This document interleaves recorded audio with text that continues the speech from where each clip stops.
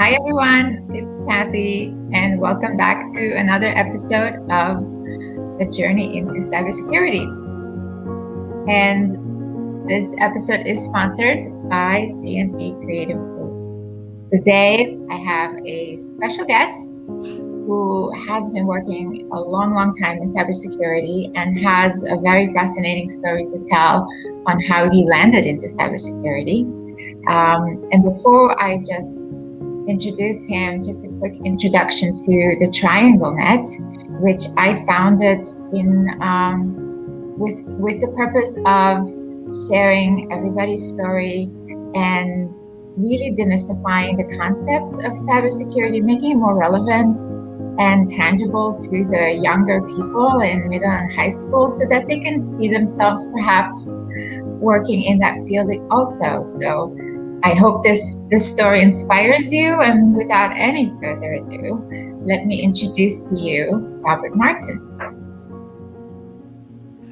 Hi, Kathy. Good morning. How are you? Good morning. Good morning.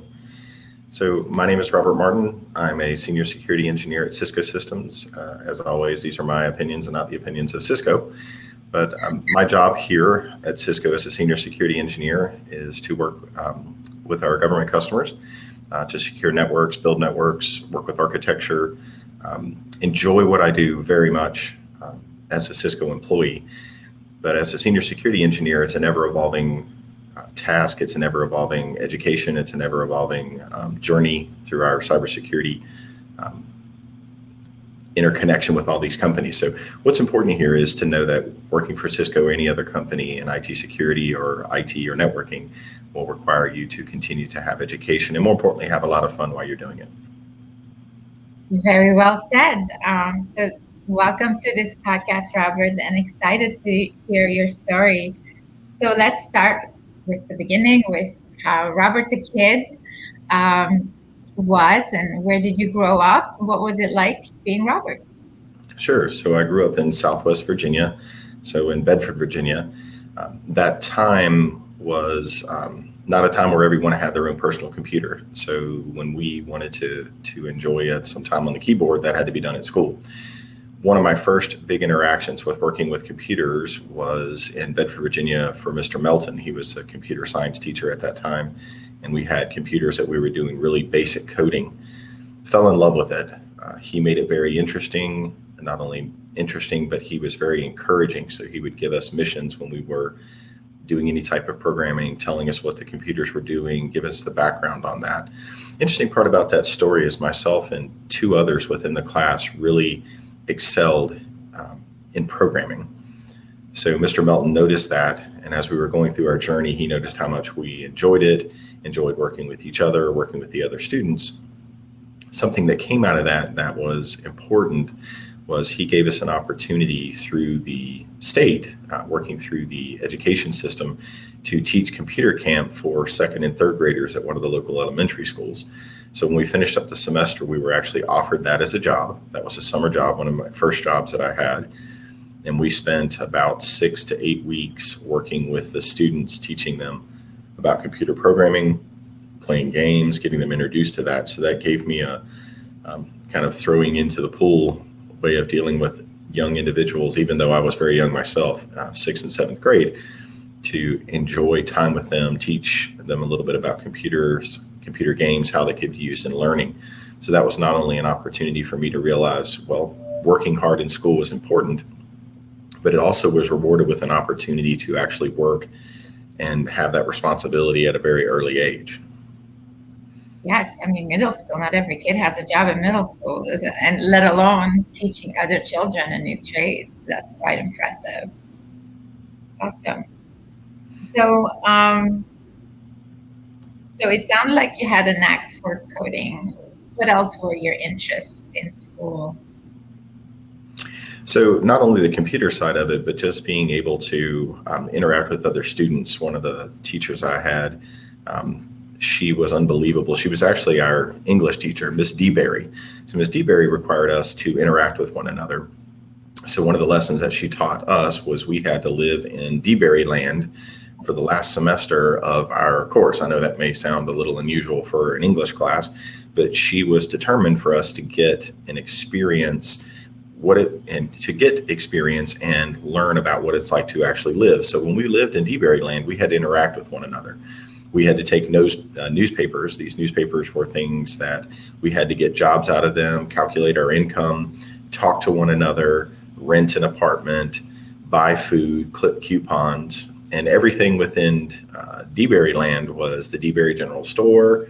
We had to buy groceries. We had to balance our checkbook. So this required us to come out of our shells as individuals and work with one another to build a strategy. The strategy was to not only live in DeBerry land, buy our groceries, pay our utility bills, but the goal was to make sure that we had money left in our account at the end of that semester. If we didn't have any money left at the end of the semester, then we failed. So she gave us an opportunity to say, these are things that you're going to experience as you're living on your own, as you see your parents working, as you see the experience of clipping coupons, which is something that we see maybe if you go to a local drugstore and you get a coupon, how important those are, especially since it's your own money. So as I grew up, I had an early introduction to not only teachers that would make it tangible and real, but they gave us an opportunity to live. And we had strict guidelines. Ms. DeBerry was a wonderful teacher, but she was very strict. So that education along with Mr. Melton, who gave us those computer skills, gave us a really neat opportunity to have a really holistic view. Other teachers that I enjoyed, even my math teacher, he would make sure that we understood that you're going to be using these. I get this question a lot as an instructor, as a teacher, when am I ever going to use this? Well, that's the responsibility of not only the teacher, but for all of us to tell the young people that you will end up using these. Basic math that you'll use for coding, basic math that you'll use for networking. These are skills that you have to be very sharpened. And when I'm doing subnetting as an example, as flashing forward a little bit, when I'm teaching subnetting, I'd say, well, you have to understand these values, these bit values. They're your times tables when it comes to networking. So there's a couple of examples of how teachers influenced me and how I grew up. We had to work very hard. I worked at a local dairy farm when I was living in Virginia. I would work there to earn money. We worked together as a family to pay bills, to buy our clothing, to do those things that that were necessary during that time. But it was very diverse. But those are a couple stories that really influenced my life. Yes, and it's awesome to highlight the importance of our teachers and the valuable lessons they teach in addition to the curriculum that they're being given. So many life lessons that they shared with you. It's quite amazing. So I always ask this question, what did you want to be growing up? Oh, I wanted to be a judge. That was my first inkling of what I wanted to do. It's unusual being in IT security, but I wanted to be a judge. I was fascinated with the law. Had watched many shows about what that career path would look like. I thought about law school. That was my goal. The thing that really changed me was that introduction to computers. When Mr. Melton would go through and he would show us what we could actually do, we had an opportunity to make something, to do something of our own creation. Now, of course, they gave us an opportunity to be creative, but I always wanted to be a judge. So that was an interesting career derivation when it came to that. So once I fell in love with computers, that became a thing of the past. That was the light bulb. That was my light bulb. Yes. So what lessons did you learn throughout your school years before college that were not in a textbook? And we already talked about quite a few: the value of money, the value of working hard, collaboration. Anything else? Something that really stood out to me as I grew up is the idea of it's not about me and to be kind. Too many times we overlook kindness, looking to others, learning how to collaborate, looking at someone that's in need. Maybe it's a student beside you that's struggling with a concept that you understand, that you can lean over and say, is there anything I can do to help?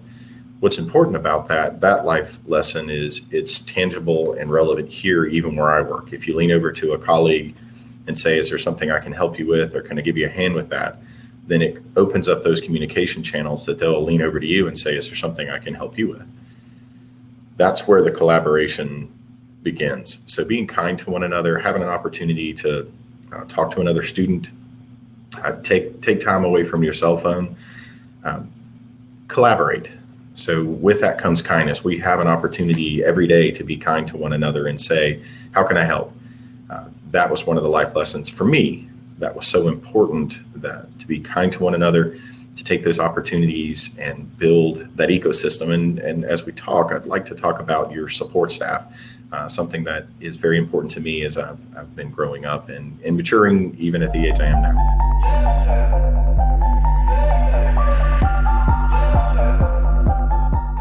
So let's talk about your support staff. What is that definition to you? Sure. So support staff are the closest group of people that you have to you that are your influencers. Mm-hmm. So as I was growing up, it was an opportunity for me to meet other people. Your support staff are those who can really come to you and give you advice. Your support staff has to be carefully chosen as you're moving through your career, as you're working even in school, as you're collaborating with friends. Those are the ones that will not only challenge you, but if you're having a difficult time, they can help pick you up. As an example, so with the Raleigh Information System Security Association, which I've been a member of a long time, I did not want to go to the first meeting. One of the influencers that I have now and had in the past is Chris Blask. So as I was starting into IT security, he told me that day that I was going to a Raleigh ISSA meeting. And I was like, no, I'm not going to a meeting. He said, well, if you don't go to this meeting, I'm not going to help you anymore. Yes. And it was very shocking because he's a brilliant man. And he was helping me not only with relationships, but he was also helping me understand networking. So when I first sat down at the meeting at the McKimmon Center in NC State, there was only a few of us. There was probably 40, 50 people in the room. As I sat down and started saying, well, why am I here? Kind of the light bulb, as you would say, went off. And I walked up to Brad Holscher, and he was the president at the time, and said, how can I help? So I started building my support staff. That came from me stepping out, not someone stepping to me. So my support staff is a close group of people, the ones that are closest to me, not only my family, my close friends, my colleagues at the ISSA chapter, Devon Carter, Alex Hart, Chad Williams, the entire board that is there, Deborah Ferris. We talk to each other, Christy Kushner, we talk to each other weekly. We send text messages to each other. So your support staff are ones that would come up to you as an example, and you say, well, I'm going to tackle this certification. And they would come to you, your support staff would say, okay, well, what do you need? What do you need help in order to do that? Now, you may have someone in your life that comes up to you and says, well, I don't think you should do that right now. Well, the response would be, you have to ask why.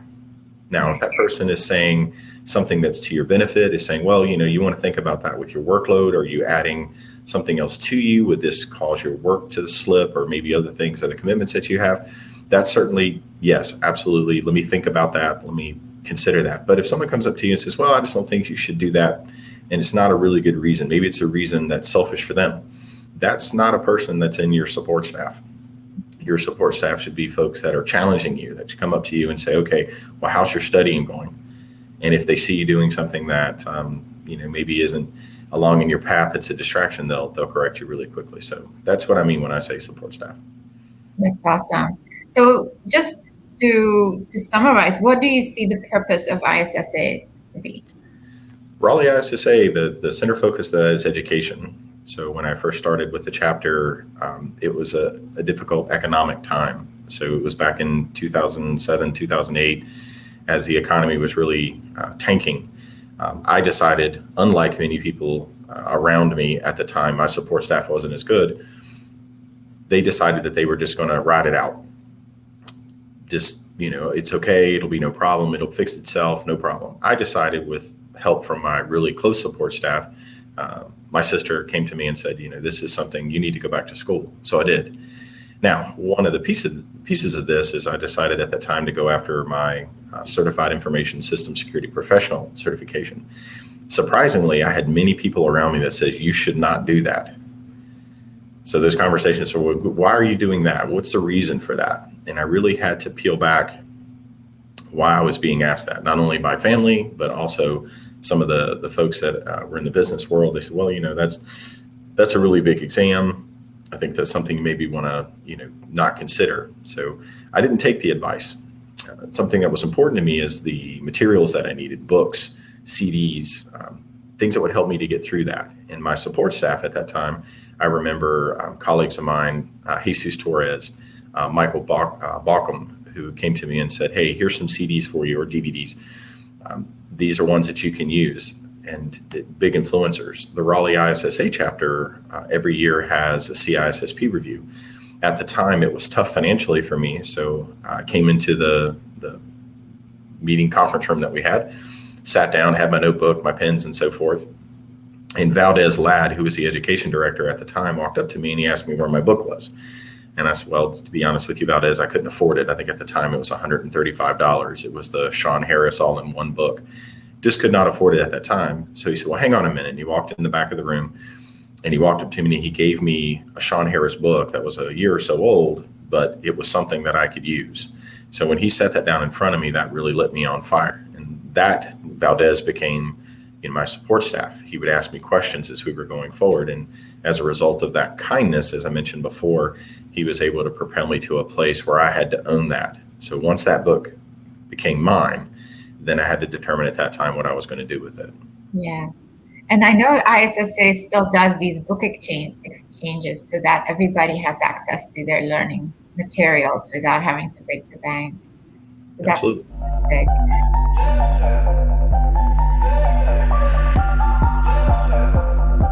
Now, I lived in a sales role most of my career, and I saw that you were a senior account executive at Wells Fargo. So you didn't start in cybersecurity. You kind of took the long way there. So tell us a little bit about that little journey that you took into cybersecurity.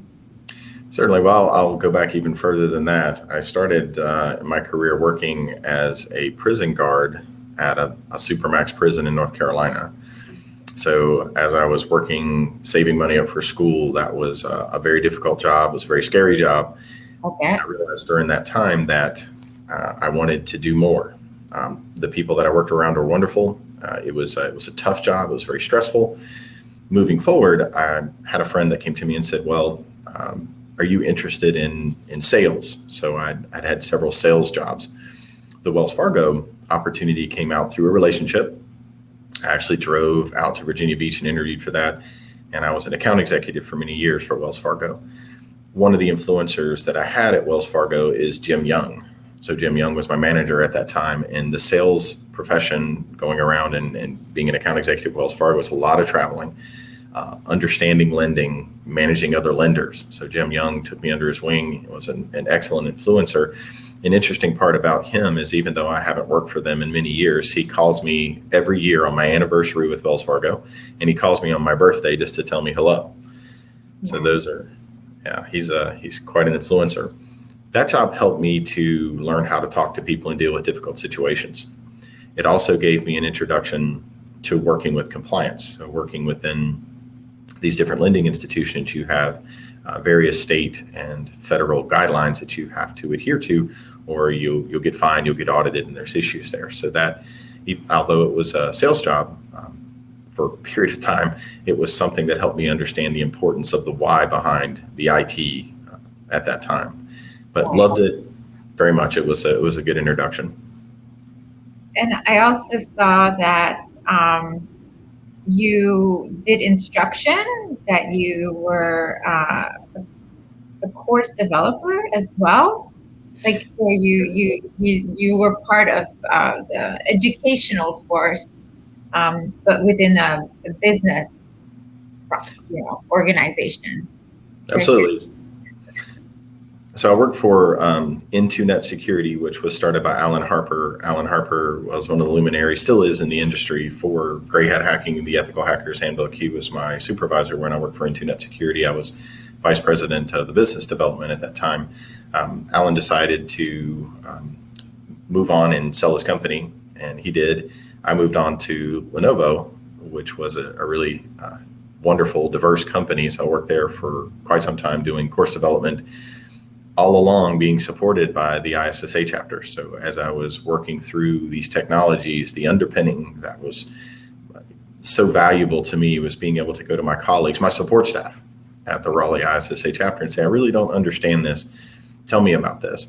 So as a course developer working at Lenovo, I got to travel to China, to Japan, get an opportunity to interact with others, work with the technology, even at the very foundation, at the hardware level, at the software level, and understand those things.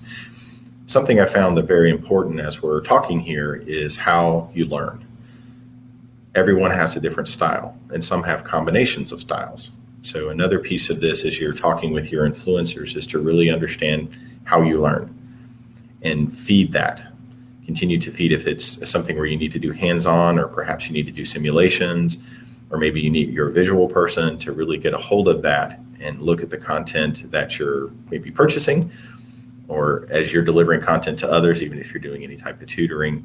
It was a wonderful piece to be able to go in and look at these different courses, get critiques, and then see those being passed around all over the world. So I had a wonderful team that I was a part of there at Lenovo.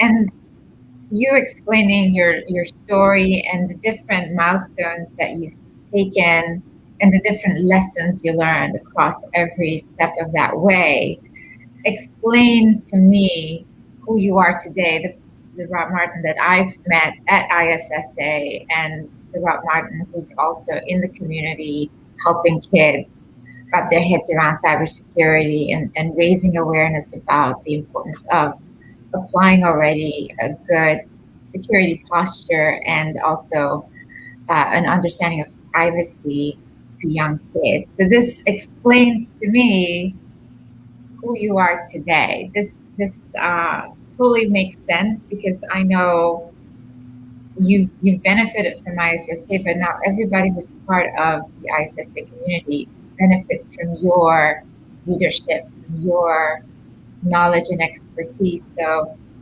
it went full circle, and you are definitely paying back. You've been a volunteer at ISSA over 8 years. Did I get that right? Mm-hmm. And then on top of that, you volunteered for over 9 years with NC SCORE. What does NC SCORE do? Sure. NC SCORE are retired professionals that come out and give back to the community. So you can go to the website and take a look. So anyone that's in the industry, various pieces of that, folks that have been in business a while that have retired or get an opportunity to volunteer. I'm very fortunate working here at Cisco. Cisco is a big proponent, like many other companies, that come in and say, we want you to volunteer and spend time. So NC SCORE conducts, you can sign up for those. They have webinars, they have opportunities for mentorship. A really amazing group of people that give back, and they give back perpetually.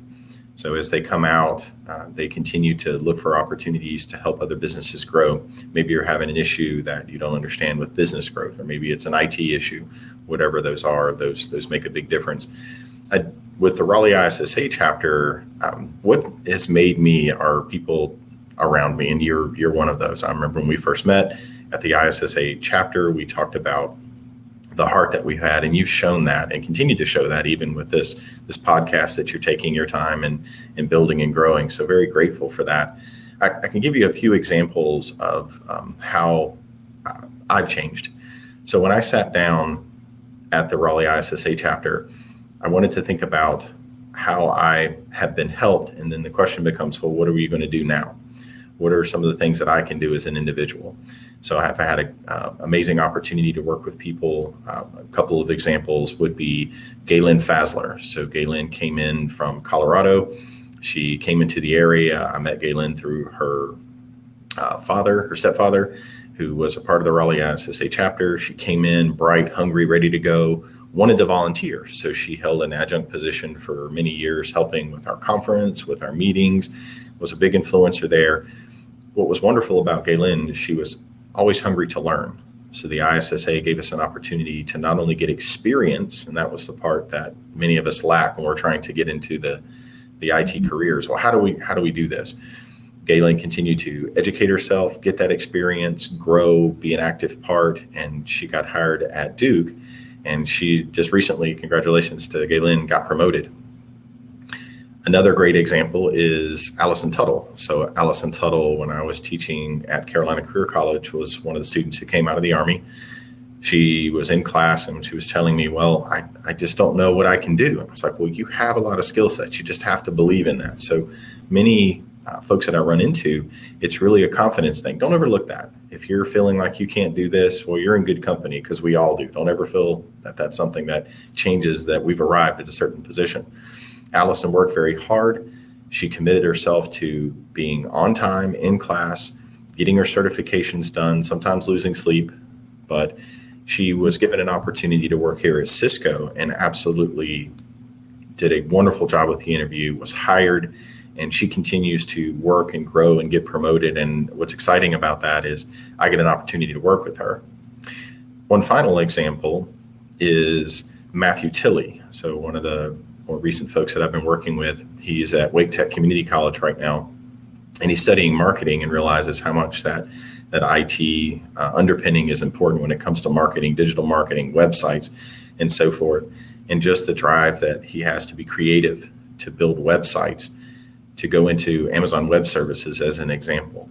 So I want to go back to kind of the epicenter of the positive disruption that we have in this area is the Raleigh ISSA chapter, which I benefited from. So those are a couple examples of how it has benefited me. Yes, and everybody around you. And I love these examples because they really stress the importance of being part of a network. Like you said, you're having a support family around you. And I really feel ISSA is like a family, that they take care of each other.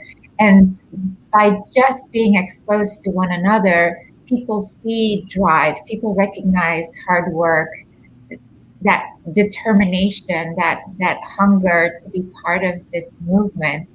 And I think that really helps cross that bridge from inexperience to getting your first job, because people want to help. People want you to get that opportunity and succeed in this world. So that is definitely what I've seen, such as all these examples that you've given, that together we can help each other grow to achieving our dreams and making a difference at the end of the day.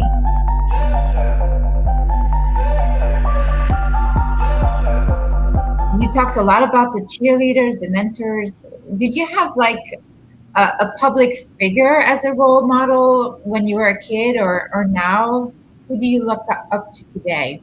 Oh, well, my big influencers are my friends around me, the ones that are close, and I have several mentors. So I have mentors that are around me that are very challenging. I could say very close to me, people to me, Leanna Burbank, Tilly, Tim Bailey, Devon Carter, Christy Kushner, Alex Hart, most of which these people I've mentioned before that are board members, Chad Williams, you, Kathy. I mean, I see these things grow and I see my colleagues, and those are what I would call my little power pellets that keep me going. Because as I woke up this morning, I was very excited about an opportunity to do this. And it's more about looking at someone and saying it's possible. I do like to listen to, I've done many audiobooks as an example. David Goggins is a person that I really enjoy listening behind. I enjoy his podcast, enjoy listening to him. He came from very small beginnings, became a Navy SEAL after going through Navy BUDS training 3 times, and would talk about not just let me just show you the sunshine and everything was great as I went through this, but how he would overcome things like having learning disabilities, going against people that perhaps don't believe in you or make a judgment about you based on whatever that may be. Now, what's important to know this is he was one of the very few African Americans who made it through Navy SEAL training. And he talked about that extensively when he grew up, how he grew up. One of the stories that he shared was a teacher who would not allow him to slack off, that wouldn't allow him to do anything but excel, was very hard on him, but gave him an opportunity to move forward. And I do believe we need that. We need more challenging support staffs. We need those that are coming to us and saying, okay, what do your goals look like? For me, my influencers, they're goal driven. These are short-term, midterm, and long-term. So short-term for me are 3 months. What am I going to do in the next 3 months? Midterm are 6, and then long-term, what am I going to do in the next 12? That doesn't come from having a long session sitting there. It comes from reaching out to my colleagues, looking at folks on LinkedIn that have job titles that I would like to go to, and then being challenged by that, looking at where the industry's going, and then also sharing that refinement, having conversations with you to say, hey, is this really the direction that I need to go? What do you think about that? And being my support staff, you would come back and say, well, I agree with that, but hey, have you considered this? Or sometimes it's just simply, Kathy, as I was shown by Valdez Ladd, and I've been absolutely blessed to be able to do the same, is give somebody a book. Isaiah Kang, who I met at, ironically, a Korean barbecue restaurant, I looked at him and he just looked like he was down. He just wasn't having a good day. And I asked him, I was like, how's it going? What do you do? And he was telling me he was in school, he was in college and graduate school. And I told him, I said, hey, you're doing great. And he said, well, I really appreciate that. He said he was getting ready for work and he felt very down and he didn't feel like he had a purpose. But after that conversation, being able to talk to him about, well, what are things that you want to do? And direction. One of my dear friends, Nathan Kim, and if I ever missed saying anyone's name, I love you all to pieces. I hope everyone knows that. I'm just these names that are coming to me. Nathan Kim was so kind to come on to a phone call a couple of weeks ago and talk with Isaiah and one of Isaiah's friends to say, we can help you. Let me tell you about the Raleigh ISSA chapter. And a couple of days ago, we were able to give him a couple books on Amazon Web Services machine learning that he would be able to use and be able to further his career. So pretty neat stories that evolve out of these conversations of sharpening, of refinement. So David Goggins was one of those things that talks about attacking, constantly attacking, and not in the mean sense, but attacking that obstacle. If there's something in your way, you've got to chip away at it until it's moved. And then those obstacles, with help from those around you, to get those moved out of the way.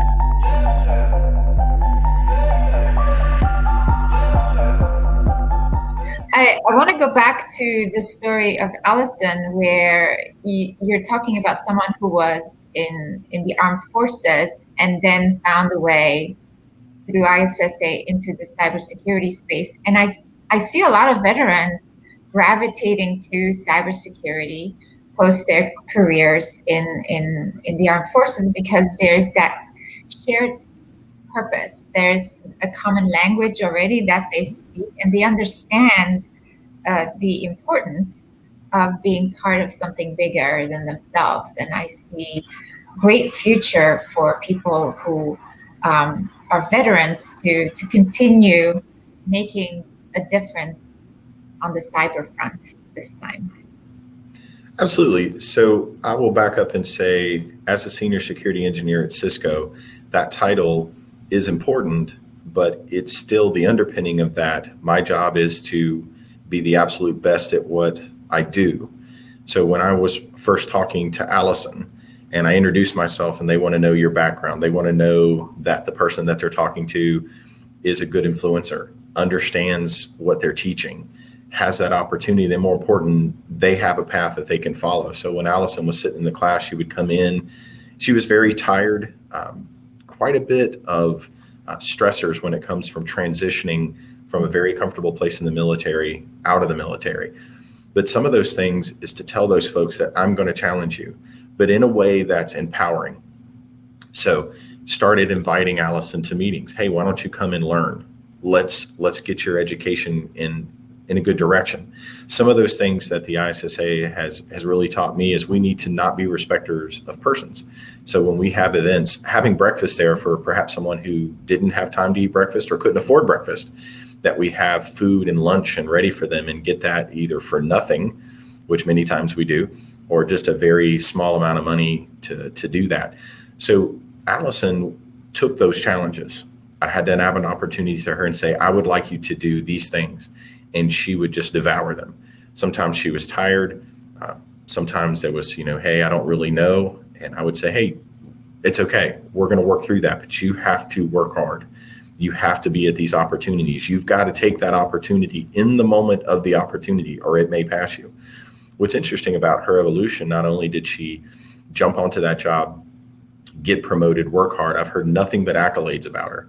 And I will say this unashamedly, if I recommend someone to a job and they don't do a good job, that's something they're going to hear about after the fact. These opportunities we get in our careers, there's a great responsibility to that. So as we're recommending people two jobs. Even myself, I was recommended to the job that I have currently, and I'm very grateful for that. But there was a responsibility that came in, and every day when I come in, I want to work hard and earn that.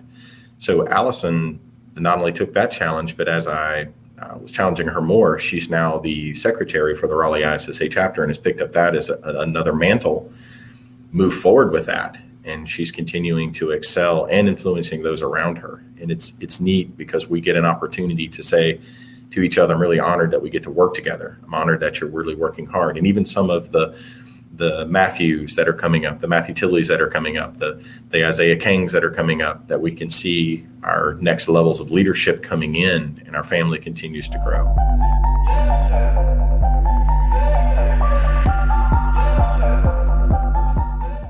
Fantastic. Let's talk about the future a little bit. So before we do that, let's define what you do as a senior security engineer at Cisco. What does that mean? So I work with our customers, and what we do is we work on any of the needs that they have, designing networks, setting those networks up. I work with an amazing architecture team, development team that designs solutions, as Cisco always being the innovator, the front leader when it comes to these innovations, these solutions, and our customers build those. Once they're built, then we go ahead and take care of the compliance side of that. So my job is, as a senior security engineer and an information system security officer, is to interact not only with the customer, but to ensure that we cover the CIA triad. If I could do just a very short example of that, we want to ensure that we take care of the confidentiality, integrity, and availability of that network, keep it up running, and provide that service to them that we know that we can do and innovate and continue to evolve that service. So as the global economy changes, as our networks change, as we move into cloud, these are things that we have to take into consideration. Mm-hmm. So my job is to ensure all the security controls are adhered to, making sure that I'm working with the networking team, that we're collaborating with that customer, providing the services in a secure manner. So what we're doing is we're enabling that service to go through, provide that in a secure manner. Yes. And just a little side note, the security triad, the CIA is actually one of the underlying reasons why I have a triangle in my logo. Nice. And why I use the triangle net. It has a double entendre, the location where we are, but also the importance of the CIA principles in everything that we do. Very good. Yes, and Cisco Systems has been always a company to me that is so much more visionary than many other organizations. They always look at what's next. They look at upcoming disruptions. And I remember John Chambers really speaking about disruption constantly. And cybersecurity was one of those things that he said would disrupt every single organization very soon. And that was before his retirement. And his common phrase was disrupt or be disrupted. And I love how Cisco just keeps pushing the envelope. Originally, they were networking. They built the internet and everything else connected to it. And then I sold MPLS technology, networking solutions, unified communications, wireless, cloud solutions, and security was another big venture for them, where through acquisitions, but also through bolting in and designing technology that was secure from the get-go, was where they are now such a big player in cybersecurity.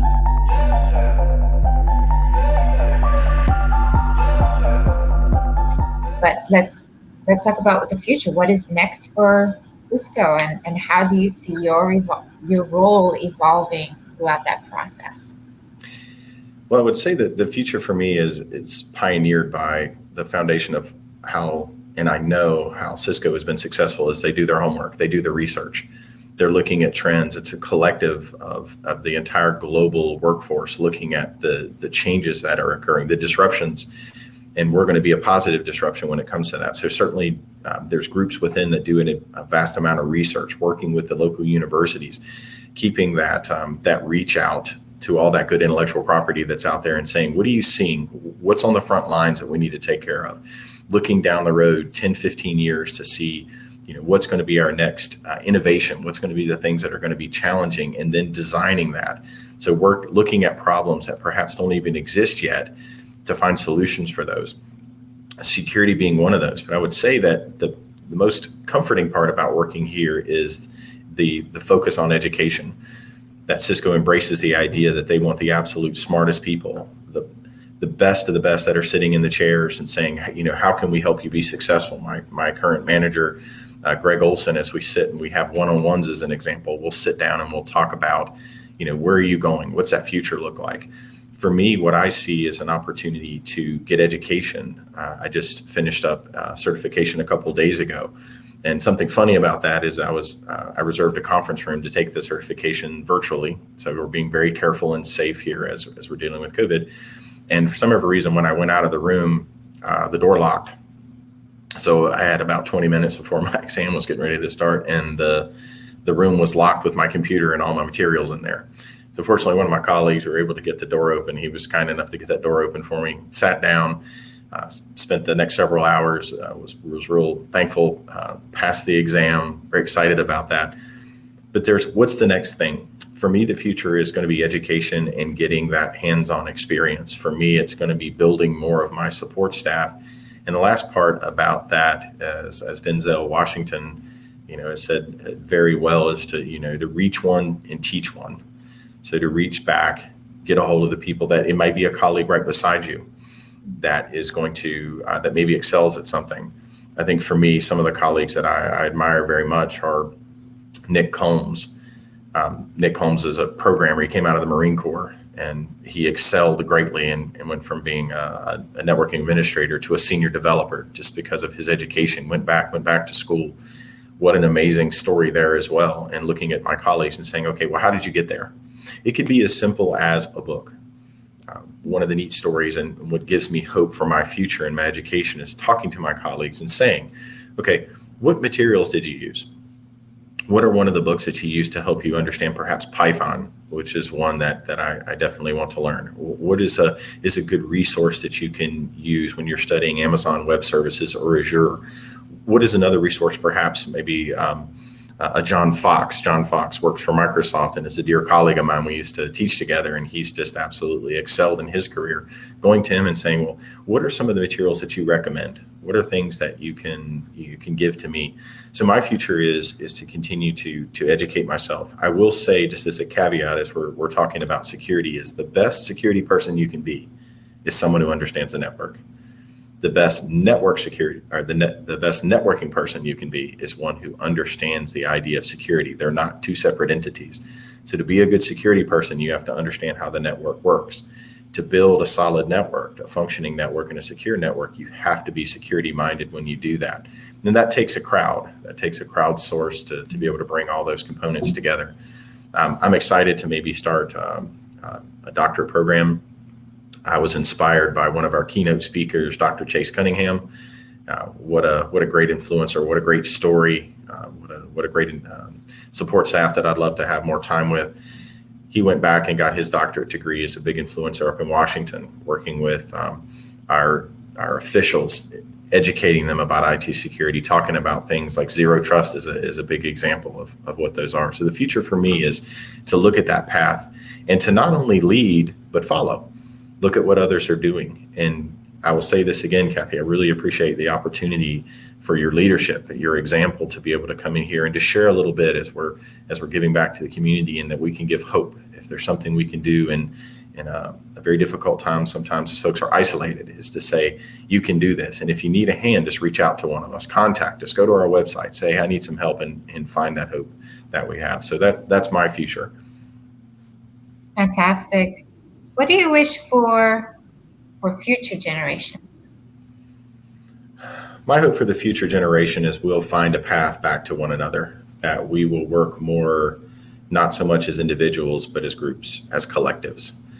So folks that are coming together and saying it's not about me, because truly, if I could say anything, this isn't about me.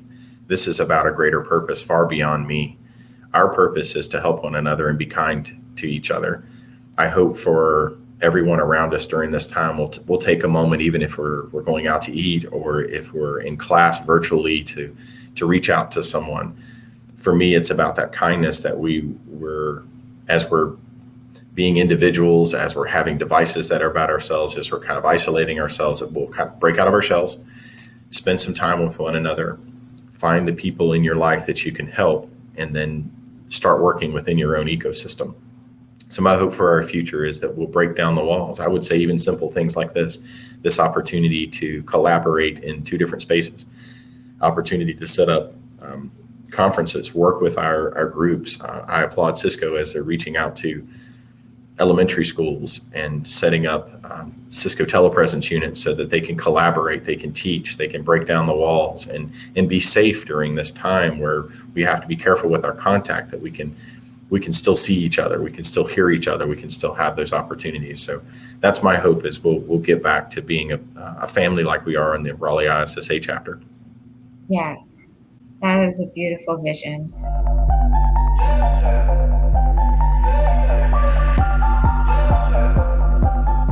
Looking back, what would you give yourself as advice? Would you change anything? Are there any recommendations, any lessons learned that you would want to know as a kid? Be courageous. Don't be afraid. If there's anything that I would say, and I don't say this and I'm talking about me, is don't be a coward. Don't be afraid to step out. Now that is something way easier said than done, but do the hard things. Be faithful in the little things. Something that I talk about is if something that pays you. This is something that I would talk, if I were to have a conversation with myself 20 years ago, 10 years ago, is what pays me during the day. So when I talk about what pays me, what are things that will advance me forward? That could be as simple as, Kathy, I've had these conversations. It's having a good night's sleep. It's eating good food. It's waking up in an appropriate time that you can get your study done. You can spend time. You can focus on those things.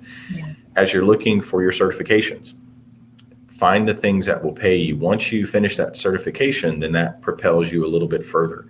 Those things will pay you. Now, there's some detractors for that. This is one of the advice that I would tell myself. Look at your day in every 30-minute increments. What are you doing every 30 minutes? When you jump up in the morning and you brush your teeth and you do your hygiene and you do all that, map yourself out in a typical day. And the last thing is be honest. Stop lying to yourself.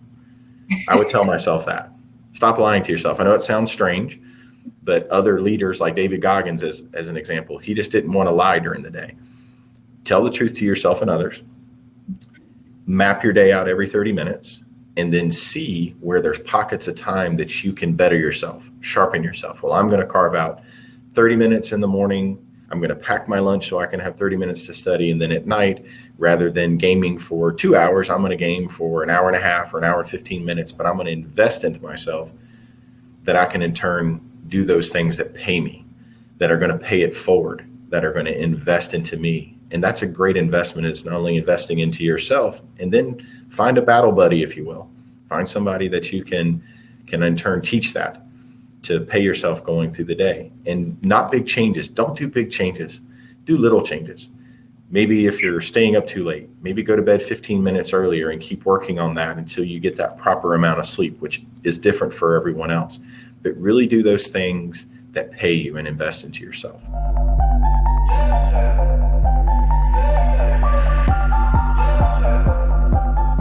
I love how you talk about investing in yourself and how every little thing that you do is an investment in you that now you can translate into some value that you give to the world around you.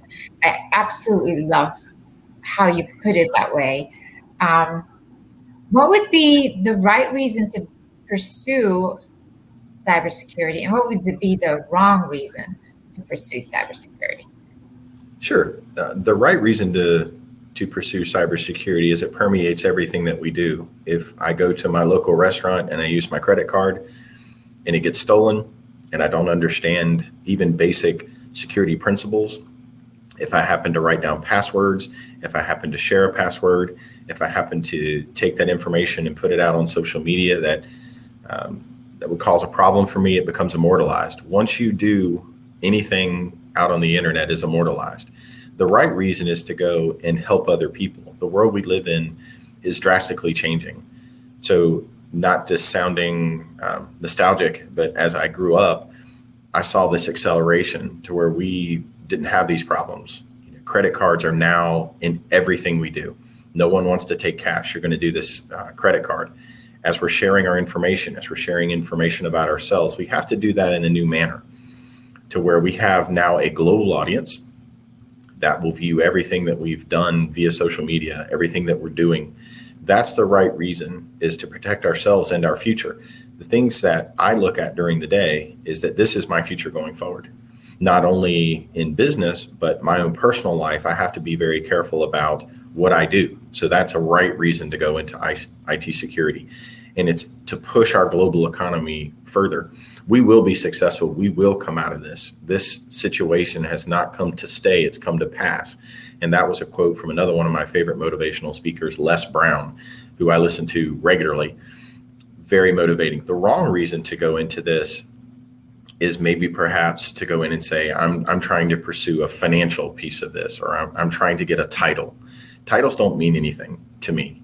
I may have a label of senior security engineer, but here's the thing. You can give me a title, you can sit me down, but here's the question. What can I do? And I would say that to anyone who walks into an educational platform, comes out with a degree. When they sit down at the job day one, the people are looking at you saying, we have a mountain of work to do. What can you do to help our team move forward? What can you do to also innovate for us? What are these new ideas that you can do? So the wrong reason would be to obtain a title, or perhaps play the game when it comes to the financial side of that. All important to make sure that we're making good decisions financially. Not saying that, but title doesn't mean everything. The right reason is to go in is protect our future, because everyone has a stake in this. If someone says, well, I'm not an influencer, I don't have any influence on the people around me, they're wrong when they say that. Absolutely. And I wanted to kind of talk a little bit about a story that was in the news on Monday of this week, where in Florida, a water supply management system had been accessed by a bad actor. And that bad actor changed the levels of the chemicals to a toxic level. And it is a miracle that someone actually saw it happening. Somebody else had eyes on glass and saw somebody operate the system and change the levels right in front of their eyes. And it made everybody cringe in the world and kind of beg the question around cybersecurity. How's this possible?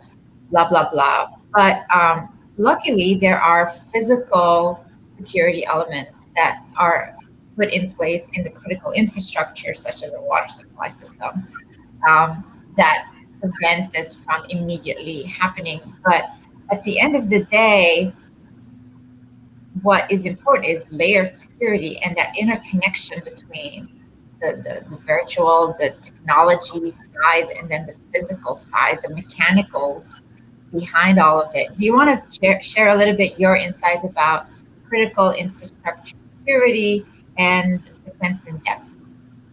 Certainly. So industrial control systems has been a concern for years. That's something that Cisco, as well as others, have been concerned about. There's a lot of nonprofits out there, industrial control system centers of excellence, as an example, that talk about this: water, gas, electric, nuclear. So these are components that open or close valves, change pH levels, add chemicals to components, deploy fuel rods. These are things that actually do a task, do a function, but they're controlled by someone that's sitting behind a keyboard. So you're not walking out with a hard hat and a big wrench and opening up the water valve in the morning so everybody can have a drink of water and closing it at a certain time. These are all being done electronically. The physical security aspect of this is extremely important. You can't protect the $100,000 worth of servers if you don't have a lock on the door. And then I will say the lock is only as good as the integrity of the person with the key. So the integrity of the person with the key is the one who comes in and decides, okay, well, defense in depth is having that layer defense, building what I would call not so crunchy on the outside, chewy on the inside, but crunchy all the way through, setting up barriers, setting up alerts, looking at behavior-based analytics. It says, wait a minute, pH level changed. Why is that changed? Why is someone accessing this system at 2 o'clock in the morning when no one should be on that system at 2 o'clock in the morning? Setting up, and then visibility. You said it extremely well. Visibility. Did you see what happened? Could you tell who did it, when they did it, what was the result of what they did? And then more importantly, do you have countermeasures in place in order to stop that? Do you have compensating controls? Maybe this failed, but now I have this control that can catch a hold of it and say, nope, we're going to correct that immediately. So defense in depth is something that I still believe defense in depth. I've read articles that says defense in depth is dead. I disagree. If the door is unlocked to the house, I would say this as a simple example. If you believe that defense in depth is dead, then leave your front door open.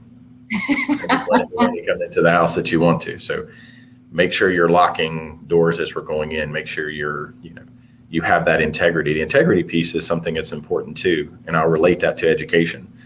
If you're not the smart person sitting behind that desk under that pane of glass, setting up that alert, realizing it's there, coming in on time, I'll even say that, coming in on time, being alert while you're at work to pay attention to that, then these are things that will cause major catastrophes. It's not the big things, it's the little things that go wrong. That is a sequence that can cause major disaster. But great example. Yes.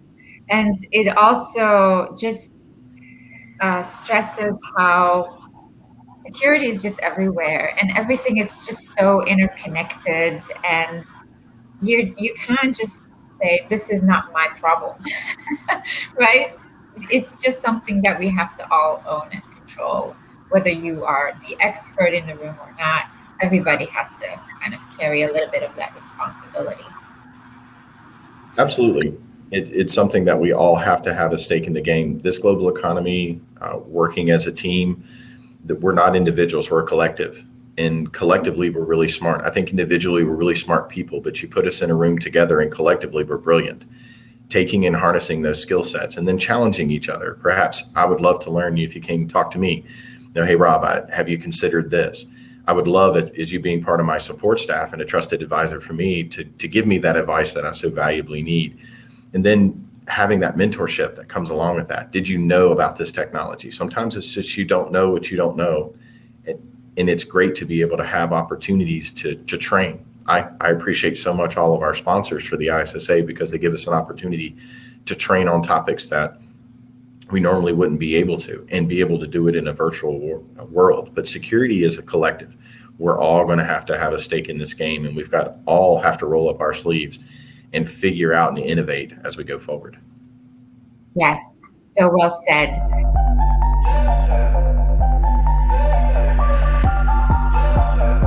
And the next frontier in all of this connected world is artificial intelligence. What are your thoughts around artificial intelligence, and how will it help humanity in the grand scheme of things? Love artificial intelligence, a way to use the power of a collective of machines to make our world better. So maybe it's analytics that we go through and perhaps find a fault in perhaps code. Maybe it's a process. Maybe it's looking and gathering so vast amount of data, being able to go through that, look at that information and extrapolate the things that we need to learn. Maybe it's a social issue. Maybe it's something that we need to pay attention to. Artificial intelligence to me is a way that we can use our technology in a positive way to be a disruption. It's a way to harness that energy to comb through petabytes of data in seconds and be able to come to a conclusion. It's being able to look at that data in a new way and then make decisions. Maybe that artificial intelligence was the one that recognized that pH level was changing and initiated a response within milliseconds that could save lives. Maybe that artificial intelligence was the thing that said, that combed through that data and said, hey, I've seen this happen over this period of time, and here's the pattern on that. So we need to change that. Maybe it's looking at a process to say, something changed about that process, a chemical that could save lives on how production of food, drugs, whatever that may be. So I know that we need to invest heavily in artificial intelligence to even have a future. There's so much data out there. If there's anything that I could say is we have so much data that we need to be able to look at, and we're not going to be able to do that as individuals. We're going to need technology for that. Yes. And that's why the ethical use, the integrity, as you say, is so critical of that technology specifically, because you have a lot of power in your hands when you're the one controlling the algorithms, the way our artificial intelligence is designed to think. Ultimately, somebody's still coding that algorithm. So there's a lot of responsibility that comes with that. And hopefully we will have people managing AI very responsibly.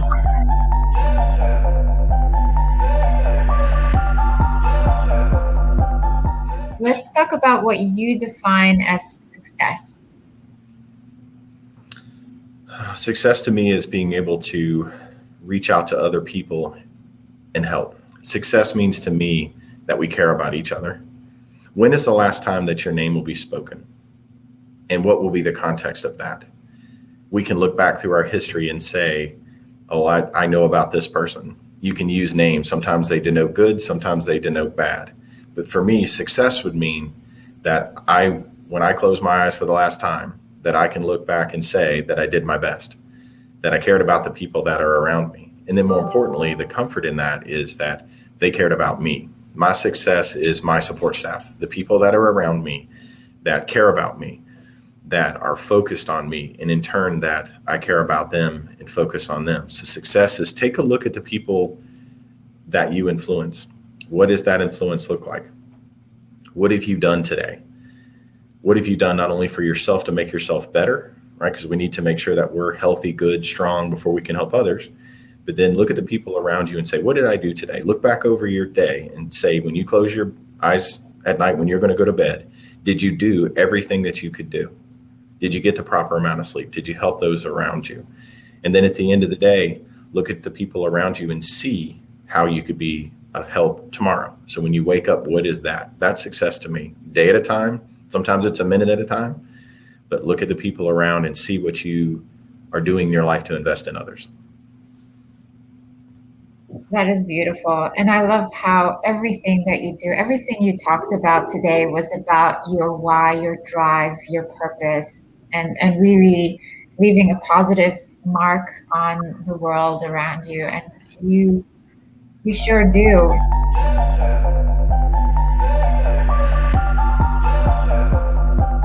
So finally, last question for you. What are you grateful for? I'm just grateful for the opportunities that I'm given. It's amazing to sit here with you and have a conversation. It's amazing to be able to have this be immortalized out on the internet, be able to influence other people. I'm very grateful for that. I'm very blessed to have people around me that care about me. I got an email this morning from Devon Carter saying, hey, how are you today? We get text messages from our family. And here's the challenge. If you can take anything from this, here's my challenge. Go and do likewise. Find people around you that need that. Reach out to them, finding your purpose. Figure out your why and go after that. Because once you figure out that why, you're unstoppable. Once you figure out that, now you're going to have some times where your challenges, don't worry. You got a support staff for that. They'll come alongside of you. I will say this many times unashamedly. When you're with the Raleigh ISSA, you got an entire family. If you're challenging one of us, you're challenging all of us, because all of us will come as a collective to help each other. So do the things that are hard. Do the things that are challenging. Don't shrink back from that. Be courageous. And at the end of the day, take that strength, drive forward, and don't be a coward. Step forward and be brave, and it'll be worth it. It'll be the thing that will propel you forward. Take an opportunity to help those around you. I love everything that you just said, and thank you so much. I wanted to personally thank you, Robert, for participating in this podcast, making this your journey, your story, and your life lessons available to everyone who wishes to learn. I really appreciate your dedication to making education available, accessible to everyone who wants to invest in themselves and who wants to invest in their community. I wouldn't be who I am if it wasn't for you. So I really want to honestly recognize that you are that person who connected me with other people who are making my life so much better and more valuable to others. So we wouldn't be having this conversation if I hadn't met you and if I hadn't been part of the ISSA. So we have to recognize that. And I also want to thank you for being my role model, and for so many people. I know so many people know you and recognize you, and I can't wait to see what else we get done in the future. We're still so young, and Yes, we I are. know that, like you said, the future is bright and so much is possible. So thank you so much for everything you do and for sharing your story with me. I'm so grateful for that. Just a very emotional time for you to say that, and so grateful for your leadership, and thank you for all you're doing, and to the ISSA family, and to everyone who gets to hear this. Be part, jump in. Let's work together as a family and do great things together and help each other. Thank you so much for the time. Thank you.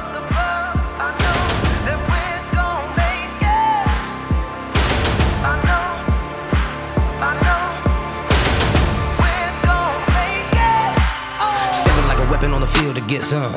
On the real, we appear to get gone. Victory is ours, bring the chip home. Galactic, and I'm looking to get more. Raise it up, seen but you don't know.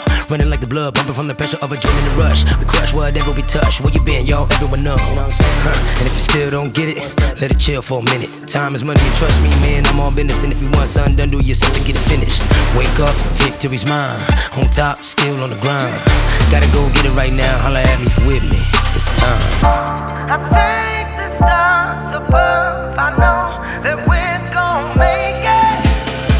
It'll take or without, we gon' make it. Show the world that I shine in our greatness. Keep it real, never gon' fake this. Till we make it, till we make it. Taking off, flying high like a spaceship. Take control, take a shot, what you waiting for? Keep it real, never gon' fake this. Till we make it, till we make it.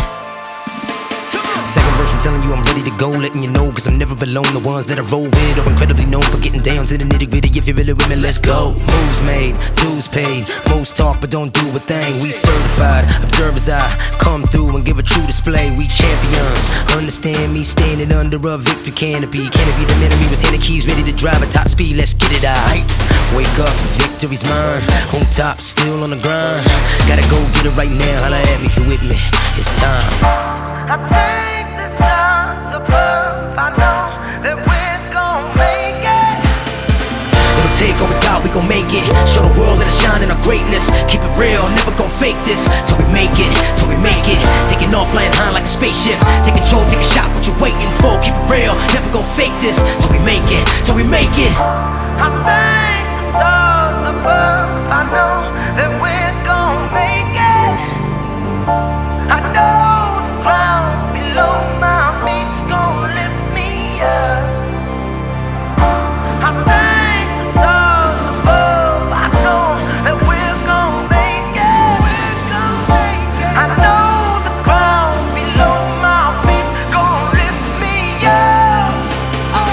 It'll take or without, we gon' make it. Show the world that I shine in our greatness. Keep it real, never gon' fake this. Till we make it, till we make it. Taking off, flying high like a spaceship. Take control, take a shot.